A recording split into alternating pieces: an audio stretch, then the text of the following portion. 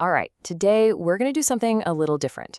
We are dusting off an 80-year-old idea. You've probably seen it before, Maslow's hierarchy of needs. And we're going to see if this classic pyramid can actually help us make sense of the modern world of work. Because let's be real for a second, work right now is chaotic. I mean, we're all dealing with this low-level anxiety about AI. We're still fighting over whether we should be in the office or at home. And burnout is just, it's everywhere. It is a lot. But here's the big idea for this whole explainer. What if our basic human needs haven't really changed at all? What if the real earthquake is in how we meet those needs in today's workplace?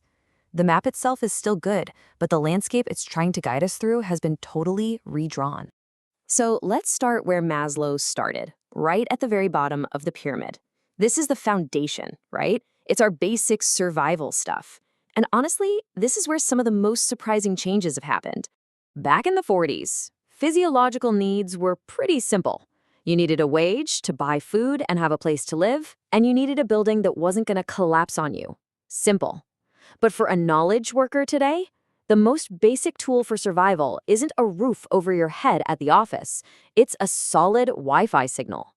Without a good internet connection and a laptop that actually works, you literally cannot do your job. And I'm not just making this up. A recent study found that a wild 75% of employees say their work computer is their #1 priority. I mean, think about that. These digital tools were seen as more important than things like air conditioning, heating, even clean bathrooms. That tells you everything you need to know about how our basic needs at work have shifted.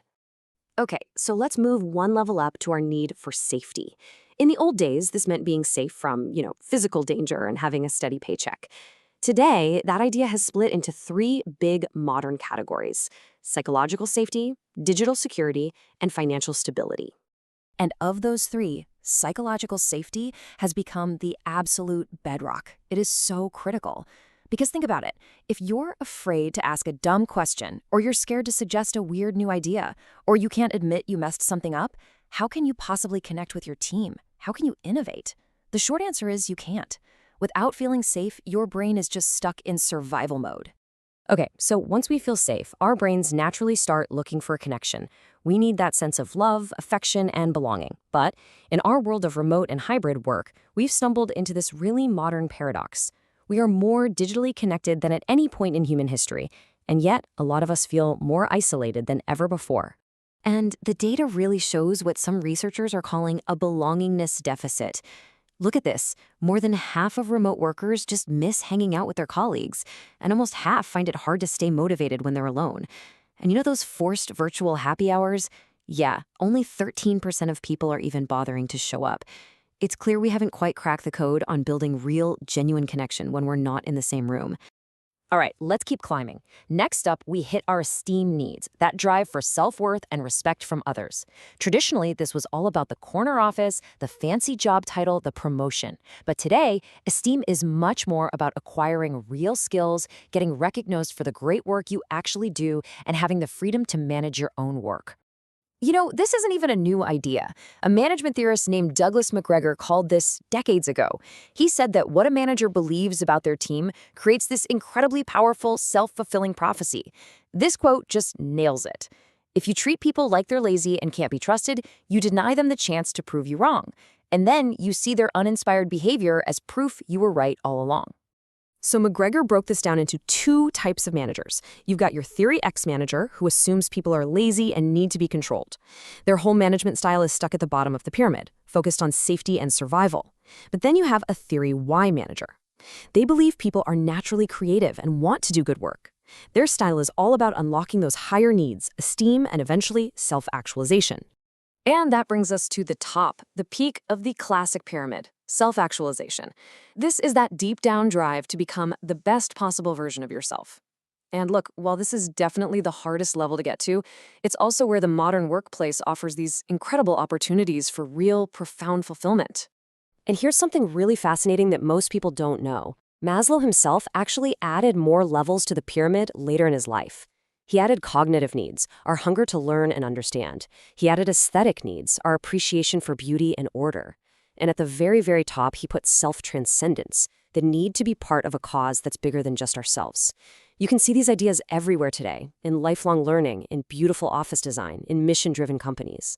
Patagonia is just the perfect example of a company that operates at this highest level of self-transcendence. Their entire reason for being is built around a purpose larger than selling jackets. And by taking care of all those lower-level needs for their employees, they have things like on-site childcare, they free people up to focus on that massive shared mission. But there is a new threat that's stopping people from reaching this peak. And that threat is AI. Now, on one hand, it has the potential to unlock incredible human creativity. But on the other, it's creating this huge new safety deficit. 40% of us are afraid of losing our jobs to AI, and over 60% feel like their bosses just don't get the emotional weight of it all. That kind of fear yanks you right back down to the bottom of the pyramid. So what's the solution? Well, some experts have mapped out a path for adopting AI that lines up perfectly with Maslow's hierarchy. You start by addressing those safety needs with really clear, responsible rules. Then you build belonging and esteem by helping people actually master the tools together. It's only after you do that that you can get to the peak, where AI isn't a threat anymore, but a partner in doing amazing new things. So what does this all mean for you, for your job? The biggest takeaway is that we have to start seeing our workplaces for what they are, a collection of very different people, all with their own unique mix of needs. A one-size-fits-all approach is just completely broken. Just look at the differences between generations. Gen Z, who grew up with a lot of economic uncertainty, they're really focused on stability and making an impact. Millennials, on the other hand, are driven by purpose and personal growth. What works for one group just doesn't work for another. And maybe the single most important update to how we think about this pyramid is this. It is not a video game where you just level up and never go back down. It's a dynamic, fluid system. You might start your day feeling totally creative and self-actualized, but then one scary email from your boss can send you plummeting right back down to worrying about your job security. Our needs are shifting constantly, all day long. So we'll leave you with this question. Just take a second to reflect on it. Looking at this whole framework, from your digital survival needs all the way up to a sense of purpose, which one of your needs feels the most unfulfilled or the most at risk right now? Because figuring that out is the first, most important step to designing a work life that actually works for you.